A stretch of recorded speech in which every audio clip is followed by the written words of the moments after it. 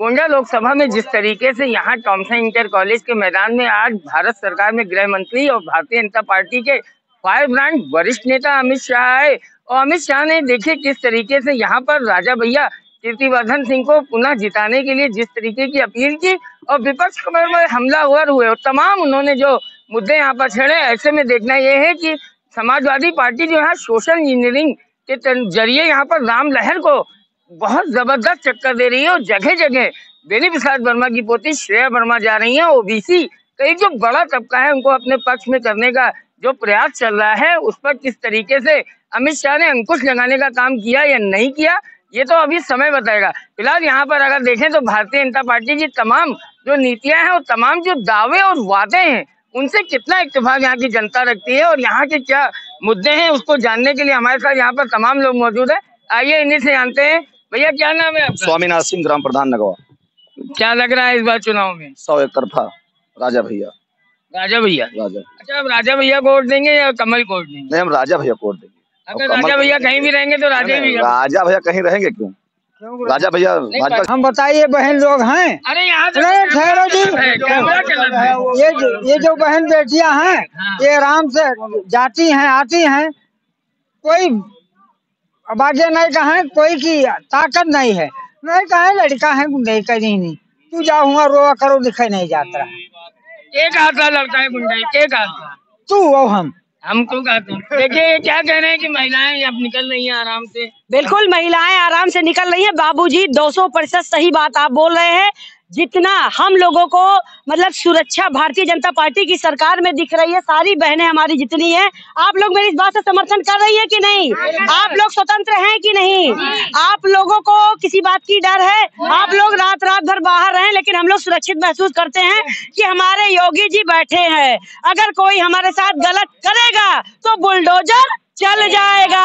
अच्छा, बुलडोजर के बल पे आएंगे फिर? बिल्कुल, बुलडोजर के बल पे गुंडा राज को समाप्त करेंगे और जितने भी सही व्यक्ति हैं उनका वो स्वागत करते हैं, गुंडों का वो संहार करते हैं। अच्छा, विपक्ष तो कह रहा है कि जो गुंडे हैं वो भारतीय जनता पार्टी में आने के शरीर कौन? विपक्ष है ही नहीं है, विपक्ष है ही नहीं है, सब राम राज है। तो यहाँ गोंडा लोकसभा में तो विपक्ष ने आपकी नाक में दम कर रखा है। कोई नाक में दम नहीं, कोई पूछता ही नहीं है विपक्ष को। बगल से 2 गाड़ी निकल रही, कोई पूछता नहीं है विपक्ष को। भाई महिला आई है लड़ने, आप एक महिला आई है लड़ने, उनका स्वागत है, लेकिन वो जिस पार्टी से आई है वो मुस्लिम सपोर्टर पार्टी है, मैं उसका विरोध करती हूँ। मुस्लिम विरोधी? वो महिला है, आप मुस्लिम विरोधी हैं? नहीं, मैं मुस्लिम विरोधी नहीं हूँ, मैं अहिंसा का विरोधी हूँ।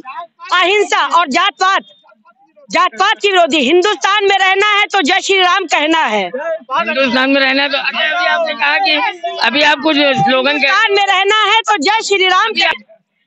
राम प्रतिष्ठित किए जिन्होंने अवधपुरी के आसन पर, राम प्रतिष्ठित किए जिन्होंने अवधपुरी के आसन पर, राम भक्त ही राज करेगा दिल्ली के सिंहासन पर।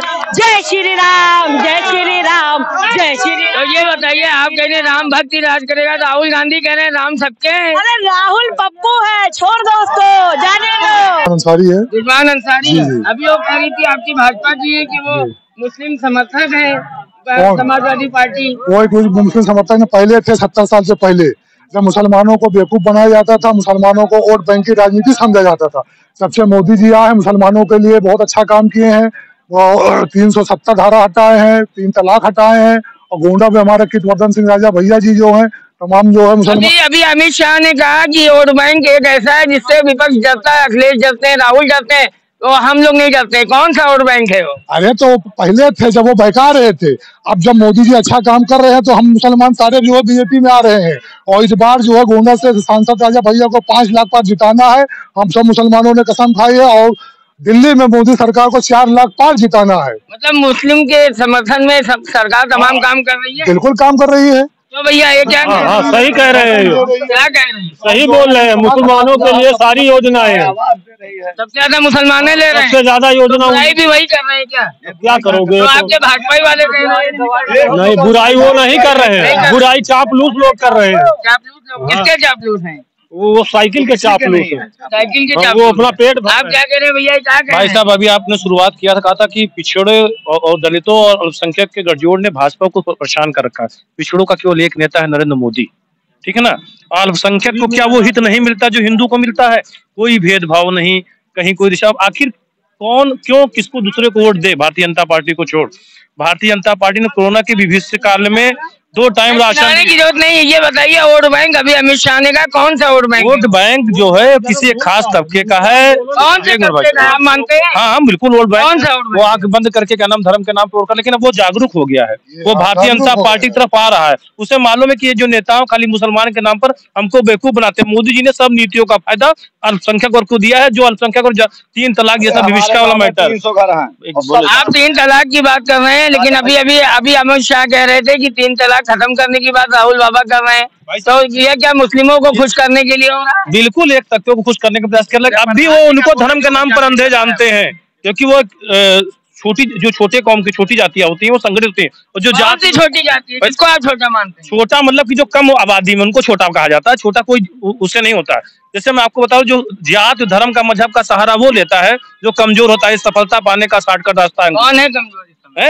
ये विपक्षी लोग, जिनका कोई मुद्दा नहीं है। बिल्कुल मजबूत है जनता। बिल्कुल मोदी जी आएंगे। आपकी बात 400 पार है, चाहे कुछ भी हो जाए। 400 पार है। देखिए, आप जिस तरीके से देख रहे थे कि यहाँ पर अमित शाह जी की जनसभा में तमाम जो मुंडा संसदीय क्षेत्र से कोने कोने से कार्यकर्ता है, तमाम पन्ना प्रमुख है, तमाम बूथ अध्यक्ष है, और तमाम तरीके से यहाँ पर लोगों ने अपनी अपनी बातें जो रखी हैं, उन्होंने स्पष्ट तौर पर कह दिया है कि अब केवल ये हिंदू राजनीति नहीं हो रही है, केवल राम राज्य की बात नहीं हो रही है, बल्कि सभी वर्गों की बात भारतीय जनता पार्टी कर रही है। और जो सरकार की तमाम जन कल्याणकारी योजनाएं थी, उनका लाभ सभी वर्गों को मिला है। ऐसे में अब मुसलमानों से भी मेरी बातचीत हुई, कुछ यहाँ मुस्लिम नेता थे जिन्होंने स्पष्ट तौर पे कहा कि अब मुस्लिम वर्ग भी मूर्ख नहीं बनेगा, बेवकूफ नहीं बनेगा, यूज एंड थ्रो नहीं बनेगा।